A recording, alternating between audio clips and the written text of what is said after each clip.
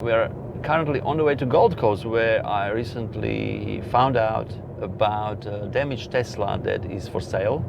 So we are going to have a look and see and assess the car. It's the same Model S, white color, but it's S85, so bigger battery.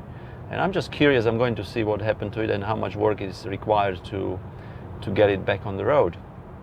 Because recently there has been some movement of second-hand Tesla for parts. So let's have a look at this one. This Tesla S85 has been badly hurt. There's no doubt about it. And I'm just doing this assessment to actually show you guys what I'm looking at when I assess something like this. And firstly, let's have a look at this car, and then I'll tell you my intentions, what I would do this if I managed to get it back on the road. Now, there were only a few pictures taken when it was put on the market, and I met the owner on the Gold Coast. He bought it thinking that he would get it fixed, but he bought a house that needs, he's a builder, so he bought another house that he will be renovating, and he needs cash for that renovation, so he is now planning to sell it. He bought it, he thought he would fix it for himself, but that's now has changed. So 12-volt battery is dead, as you can see. He's attaching the pack. The terminals are actually under that front fake grill, but the battery is somewhere else, and I'll show you that a bit later. So we managed to unlock the car. The lights came on, and somehow, for some reason, the lights are set to on permanently there. Now, always look at the VIN number, and the reason why I recorded this was so I could go back to it and analyze and find out more details. You can see that the curtain airbags are deployed. Also, the seat airbags were deployed. Now, this is a very rare car. It has a metal roof and fabric seats. So this is the second Tesla I have seen in my life with the solid roof. The first one I saw was blue Tesla Model S of Sylvia Wilson, who traveled around Australia, and I'm sure you know who Sylvia is. Those airbags are not easy to fix, as you could see there on the seats as well, on the side bolsters, they were deployed as well. Solid roof there. So once I saw that those airbags were deployed, it's not easy to reset all the chips and put them back in and stitch them up, or you will literally have to replace the whole seats because yeah, it's just so much work involved with this. Now we will move around the car a bit further. So it's AP1 2015 Model S with S85. Now I walked in, I climbed into the cabin, and yeah, the first thing that came on was the radio, so I had to tune it down a bit. And I'm glad I recorded all the data, because so here is the details: VIN number, kilometers. Now this car, it looks like the accident happened on Moggill Road in Kenmore. That's when the car still thinks is. It has autopilot 1, as we can see, and it's been activated. There is an option to put the summon and autopilot on. So it has a piano black trim. Here is the solid roof on the animation. So I was just skipping through options and seeing what is there, what the car has in the software and so on. And later on we will see a few error messages that popped up. Now, because the rear wheel was ripped off, of course there was a warning brake fluid low, and because the wheel is off, the parking brake can't be applied. Now we'll go back to the car later on, but back inside. I will hop in back inside, but I just wanted to see the stuff outside. And the only reason I got out of the car was because the alarm was triggered, and he managed to quickly disable it. So here is the main damage that happened. Probably this car was sliding sideways and hit the curb, and there is a lot of damage on the rims. So those both rims, front and rear, are badly bent and damaged, and this is the main issue here. So the whole rear right side was ripped off, all the brackets, control arms and everything. It's all aluminum, so it's pretty, it's strong, but with the impact there is no flexibility in it, and it just snaps and breaks. As you can see, the brackets of those control arms may also be bent on the subframe there. So as you can see, it's air suspension. That's another issue. And now you will see a wire on the right hand side in a minute. That's the actuator or ABS or actuator for the parking brake, all ripped off, and all the lining inside bent up. See, this is the wire on the right there. I believe it will be ABS, either ABS or actuator for the parking brake.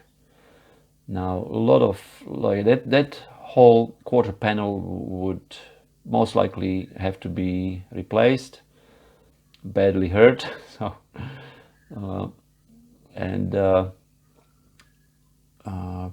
what else we have there?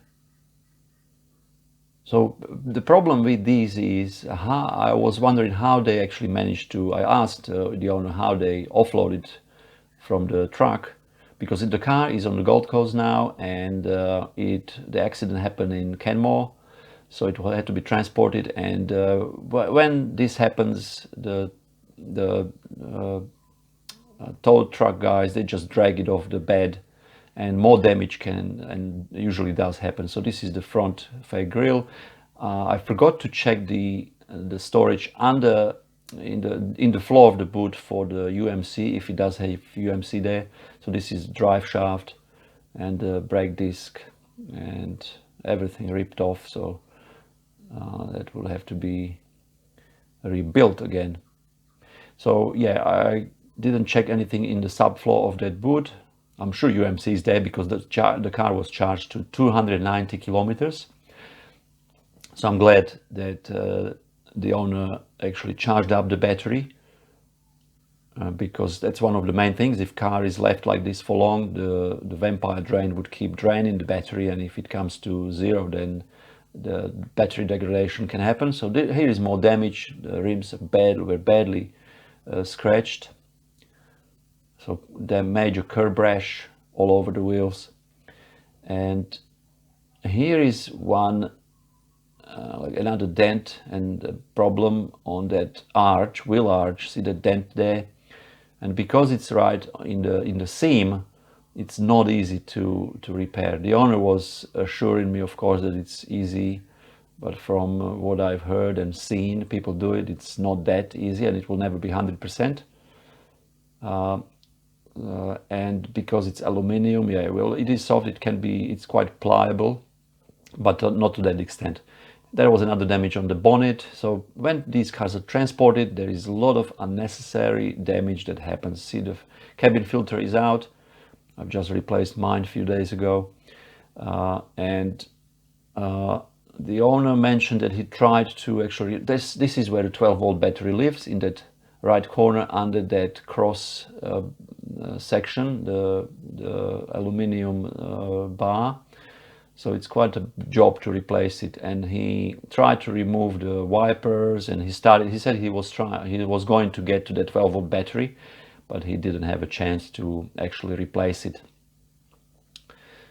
So yeah, the nuts are off there, I told him, and he said he has all the parts from it. That's the windscreen washer fluid and brake fluid there. Very low. There was nothing in it because it leaked through the brake line of that wheel that was ripped off in the back. Cabin filter looked pretty good for 80,000 kilometers. The triangle was still there in the car. And so yeah, a lot of work is involved, guys, and owner probably underestimated how much work is required to put this car back on the road. So a lot of work, and the first thing I did when I actually did search for some details, I called Tesla and asked them what would be the case, and of course the first thing they said, yes, the supercharging is disabled, the software updates are disabled, and from what I learned recently from YouTube channels of Ridge Rebuilds in US, the DC fast charging is also disabled on cars that have supercharging disabled. So if this car is ever back on the road, you will only be able to to charge it with the AC charger, onboard charger. I could not find out whether it has dual onboard chargers or single one.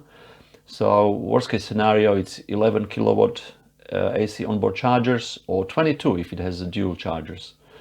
So of course there is a huge advantage. This being 2015, chances are it may have dual chargers, onboard chargers, because it has fog lights and stuff. Well, just a guess. So if it does have 22 kilowatt onboard charger, well, then it's easier to move around, but never for long road trips and interstate travel.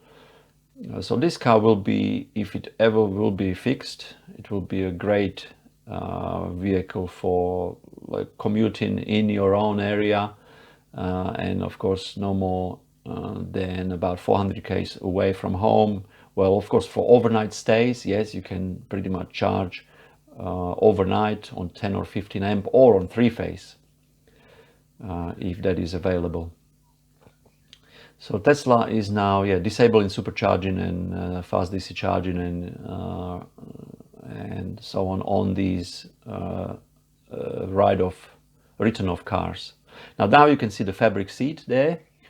The fabric is just the middle, and the bolsters and the headrests are leather.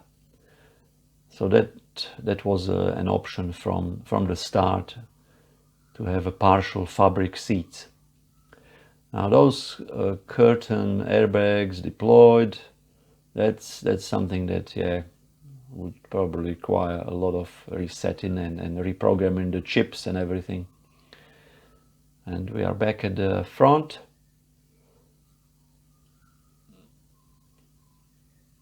Okay, you can see the fog lights there, and of course the LED lights are flickering because the refresh rate of this camera is not matching the frequency of those LED lights.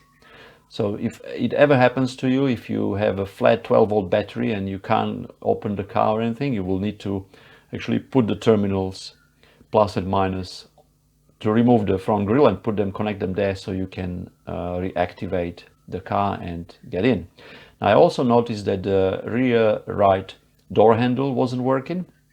It was not self-presenting, so probably the micro switch is faulty, because it would not pop open, or that little part that usually breaks when yeah, on early models especially. That's an easy fix if that's the case. So I managed to get inside by opening from the inside, just to have a look what it looks like in there. So a lot of work, and I just wanted to make this video for you guys to be aware of how things can be damaged and badly damaged, and how much work would be required for this car to be back on the road. Now, I can tell you that this car, the asking price was 38,000.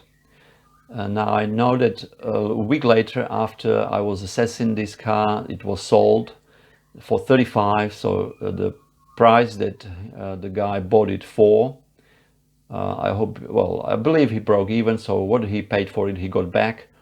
The car is now in Brisbane, and you watch out for you guys if you see Tesla Model S 85, then so now we are back in the car, And I noticed here it said if the software won't be updated by 1st of May 2020, this vehicle may no longer be compatible with receiving over-the-air software updates. So I hope the owner is aware now, whoever bought it here in Brisbane, that he would probably have to connect to Wi-Fi and do the software update. So here are the faults that came up. Parking brake, of course, because of ripped off wheel. Brake fluid low, leaked, headlights set to on. Car needs service, and so on. 290-kilometer charge, that's very healthy. I was just browsing through all the other functions to find out more. And as I say, I'm so glad I recorded, because while looking at the car, you won't find out and you won't realize all the little things. And it was only after I got home and I watched this footage. See, here is another problem. So many owners, so many driver profiles. So it looks like this car was commonly shared amongst people. So that's why when there is too many drivers, that's when the problems happen. Not everybody treats the car with respect and care, and that's what happens when there is too many drivers. Even the curb rash on the wheels explains that this may have been the case. So back on this drive shaft and rear brake disc and the assembly.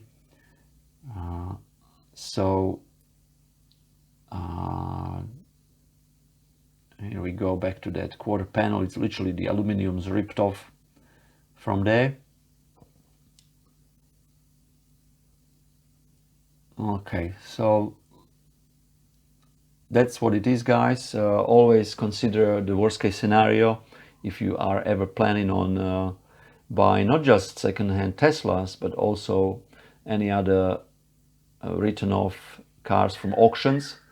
There can be a lot of unexpected surprises, and you always have to actually consider everything.